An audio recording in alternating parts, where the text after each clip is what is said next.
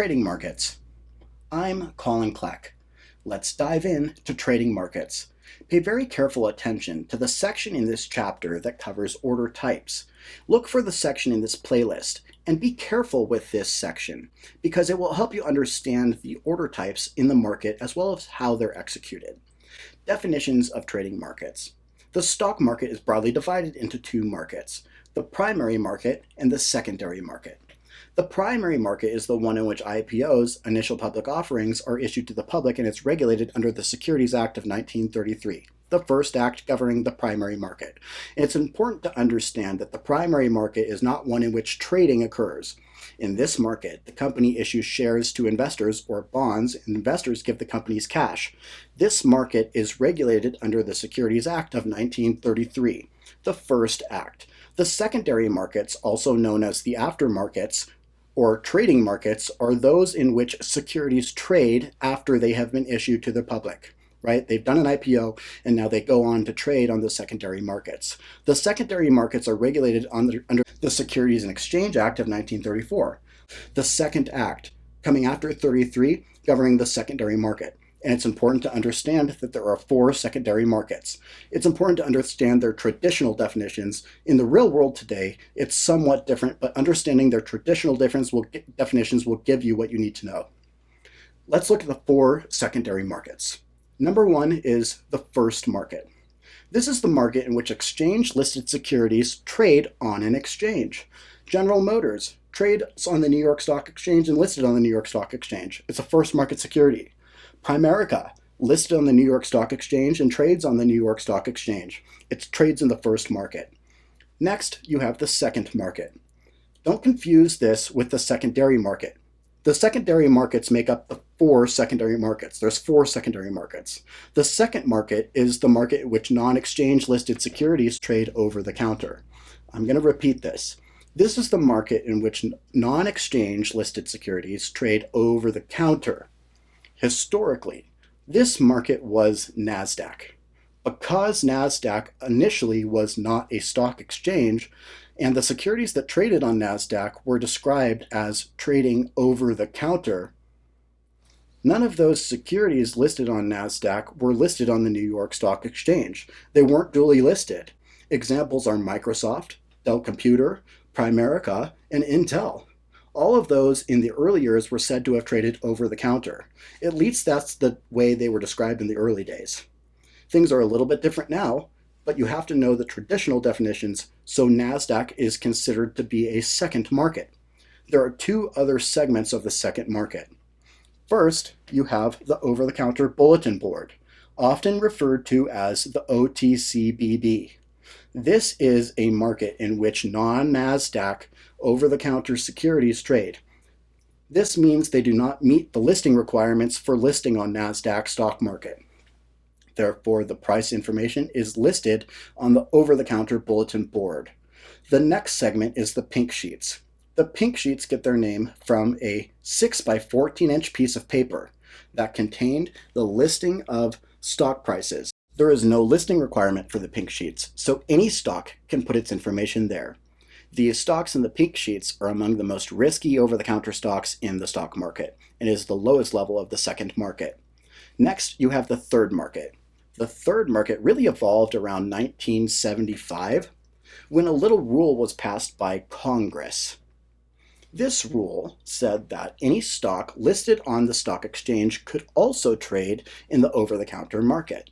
Notice how I said this, that any stock listed on a stock exchange could trade in the over-the-counter market. That's the third market. Exchange-listed securities trading over the counter. In this case, the companies that make the market for those securities are not exchange members. Therefore, they put the price information about exchange-traded stocks over the counter, the NASDAQ system, over the NASDAQ system. As you have probably summarized, the regulation was put in place to reduce the monopolistic effect of the stock exchanges in America, to give them some competition. The third market is where you have exchange-listed stocks that trade over the counter. So you call up your broker and you say, I want to buy PRI. Your broker can now route that stock into the first market where it's listed and traded on an exchange, or it can route it to the third market where it trades over the counter. And the final of the secondary markets is the fourth market. This is the direct anonymous trading directly between institutions. This market came about in the mid-1970s when institutions were tired of paying the high fees associated with trade executions on the New York Stock Exchange. So the institutions got together to develop their own institutional network, and eventually that name was shortened to become Instinet. Instinet, through this network, firms trade directly with each other anonymously. This was the first electronic market to lead to today's dark pools and alternative trading systems. All you need to know is that the fourth market is direct anonymous trading between institutions. So to summarize this, the secondary markets consist of 4 secondary markets. You have the first market where exchange-listed securities trade on an exchange. You have the second market, where non-exchange listed securities trade over the counter. Historically, this was NASDAQ, but it also included the over-the-counter bulletin board and the pink sheets. Next, you have the third market. This is where exchange-listed securities traded over the counter. This market was designed to give the New York Stock Exchange a little bit of competition and to reduce its monopolistic effect in the overall stock market. And finally, you have the fourth market, direct anonymous trading directly between institutions. And the first example of this was Instinet.